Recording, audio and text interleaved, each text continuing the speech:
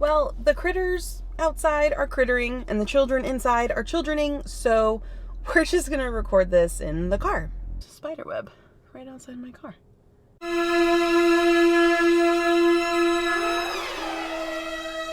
Hey book buds, welcome back to my channel. My name is Sean, and it's been a minute.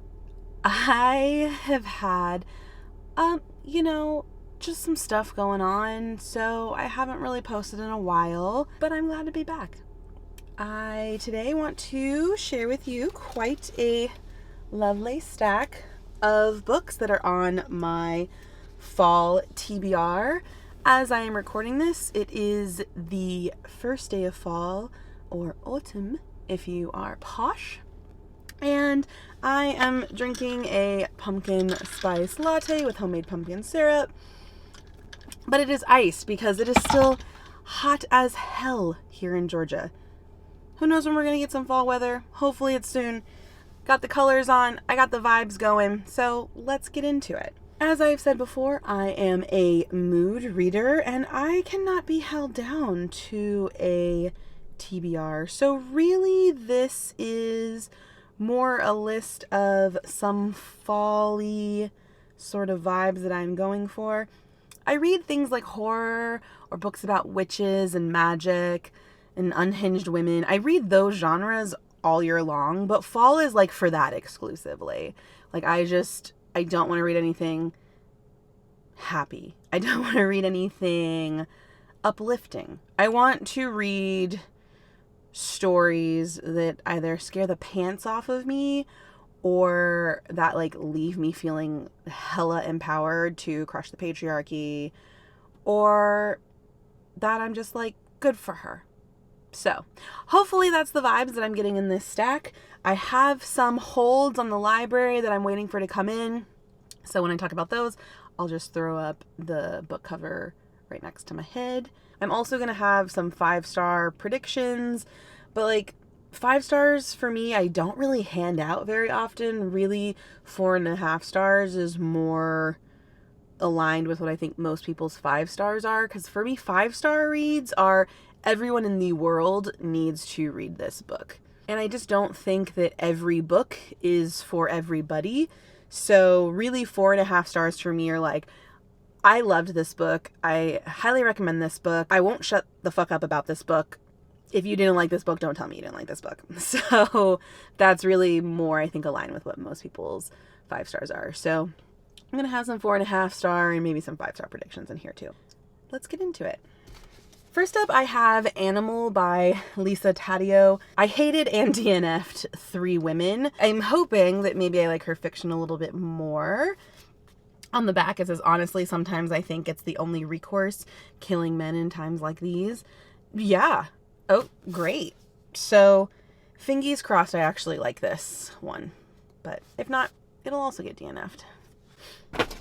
Next up is the first of 2 nonfictions on my list this season, and that is Becoming Dangerous, Witchy Femmes, Queer Conjurers, and Magical Rebels, edited by Katie West and Jasmine Elliott.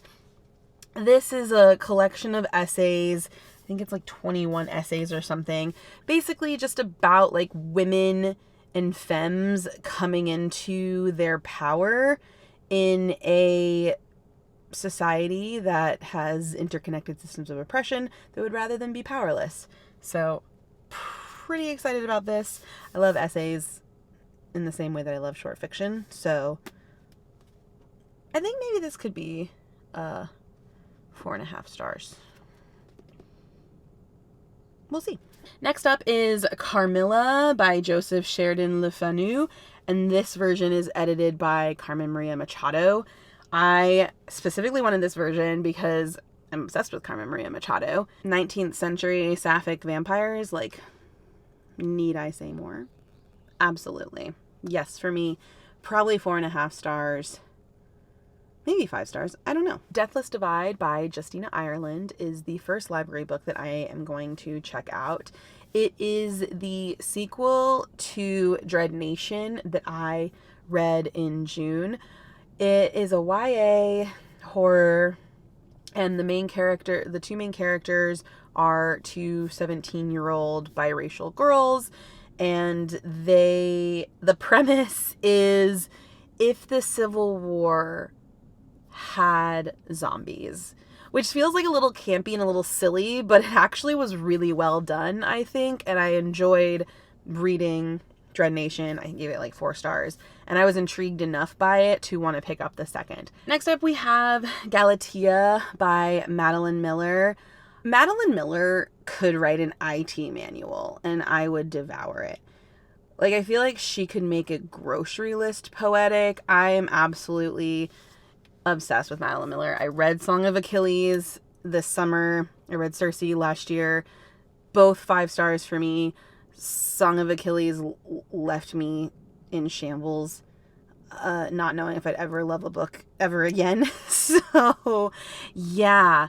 So I have high hopes for this. I'm very sad this is the only thing in her catalog that I haven't read yet, and it's a short story. It's only 50 pages, so I'll finish this in like an hour, and then I'll have to wait who knows how long until Persephone comes out, which is the book that she's currently working on, and I will just be counting down the days. I think I might be like, I don't want to be like a George R.R. Martin fan where I'm like waiting until I die to read this book, but that's how anticipated that one will be for me. So I can almost guarantee this will also be a 5-star read for me, and I am so excited to read it.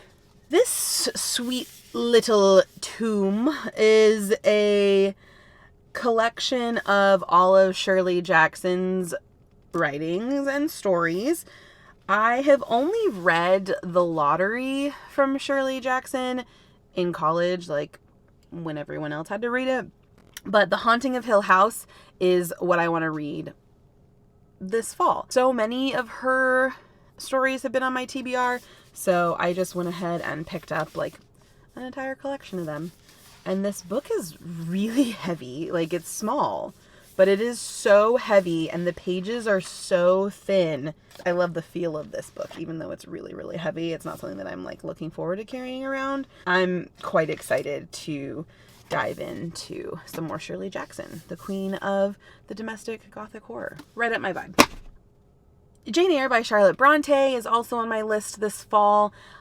This really isn't, I don't think, like unhinged women or horror or anything, but it is a gothic, so like I'm hoping that it still gives me the vibes.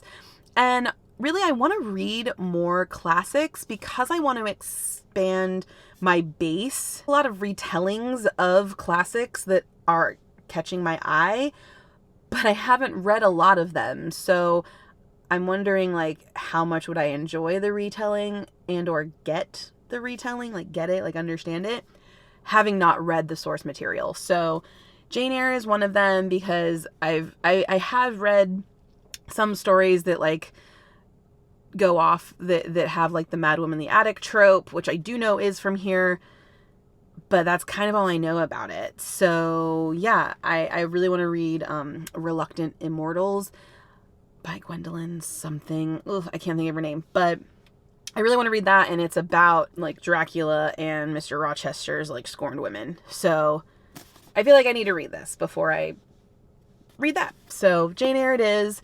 Seems like it has some fall vibes. I really enjoyed Pride and Prejudice by Jane Austen earlier this year, so I'm hoping like the Bronte sisters have a similar vibe, because I've never read anything from any of them. Here I have The Return by Rachel Harrison. I have concerns. So the only Rachel Harrison that I have read before is Cackle, and that was just fine. I probably would have hated it more had it not been for the witch and the spider in Cackle, because the main character of that book was the most unlikable main character I have ever read. Like, she was so infuriating and hella insufferable, and I really was just like, the only reason I kept reading that book was because the witch was so cool in it, and I was like, you're hot, love you, yes. So I'm willing to give Rachel Harrison another shot. I've heard a lot of good things about this. This is my bestie's copy, and she thinks that like I might like this one a little bit more than Cackle. So we'll see. I'm not willing to write her off yet because like she has a lot of books out that do interest me. Like I've heard bad things about such sharp teeth, so I probably won't try that one, but I think it's So Thirsty, or she recently had like a vampire novel out, and like that seems cool to me. So we'll see. I'm going to give this one a shot. I think a lot of people say this might be their favorite of hers, so we'll try it out. The Rules of Magic by Alice Hoffman is another book in a series that I want to read. It's part of the Practical Magic series, and I'm choosing to read them in chronological order rather than order in which they were released. So I read Magic Lessons last year, I believe it was. Yeah, I think I read Magic Lessons last year, which is the first chronologically, but the third book that she had written about it. And I really enjoyed it. It was quite slow, I found in the beginning, but around the middle it picked up and like became a page turner for me. And so I'm looking forward to continuing the series. I'm a little nervous to get to Practical Magic, which is the first one she wrote, but the third in chronological order. And I think because it's the first one she wrote, like a lot of people are saying it is very bad, but I'm still going to continue the series. So Rules of Magic is up next. It's about the aunts in Practical Magic and them as young folks. So I'm excited to read that because it's like based in the 60s. So super fun. Silver Nitrate by Sylvia Moreno Garcia. I loved Mexican Gothic. I didn't realize how many books on my list actually are ones with authors that I've read before. That usually doesn't happen. I feel like I read a lot of different authors and rarely read like the same authors over and over again. But yeah, apparently I'm like in my reading authors catalogs era. I don't know. So anyway, Silver Nitrate, I'm actually almost done with this. I have like 45 pages left. I started this in summer, obviously, but I was just really in the mood for a horror. I had just finished an unhinged lit fic, and I was like, I know it's not time yet, but I need a horror. So I was planning on having this in my fall TBR. I'm gonna finish it in fall because I'll finish it today. So I'm still counting it. I've only read Mexican Gothic by her, and I'm obsessed with it. I feel like it's like you either love that book or you hate that book, and I fucking love that book. And she has playlists that go along with her books. I feel like I never hear anybody talking about that. So I don't even remember how I came across it. But Mexican Gothic was the first one that I obviously read and knew about. And that playlist is fucking fire. It's like exactly the vibes of the book. It's great. So good on her for like being able to do that. And I discovered yesterday that Silver Nitrate also has a playlist to go along with it. So I think I'm going to wait till I'm finished reading it to listen to the playlist. But yeah, check those playlists out on Spotify because I think that is so cool that the author has curated a playlist for books. And I'm wondering how many authors have done that I just don't know about. So if you enjoyed Mexican Gothic, even if you didn't like Mexican Gothic, the playlist is fucking phenomenal. So I still would recommend going to see it. I guess I haven't been really talking about what any of the books are about. Oh well, you don't need me to read a synopsis for you. Like everyone has Storygraph and or Goodreads, so like you can find that on your own. But this is about like Nazi occultists and Mexican horror films.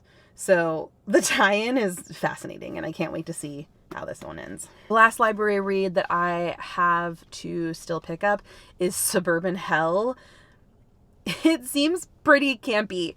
From what I understand of it, I think it's a possession novel, which I love a possession trope. Possession and haunted houses are like my two favorite horror genres. So Suburban Hell, it feels like the vibe is like if Desperate Housewives was a horror novel. I don't know if that's accurate, but that's kind of just the vibe that I was picking up on. I just saw the cover and it just looked so campy and so funny. So I was like, yeah, great. Let's do it. Thirst, I am going to butcher her name. By Marina Yuskavuk. Yuschuk.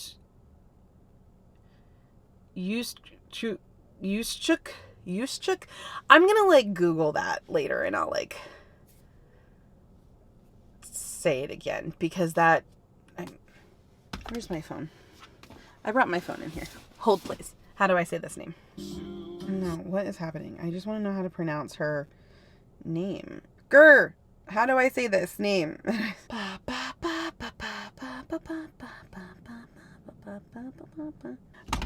I'm just going to say Yuksuk. I think that's how it's pronounced. So Marina Yuksuk, translated by Heather Cleary.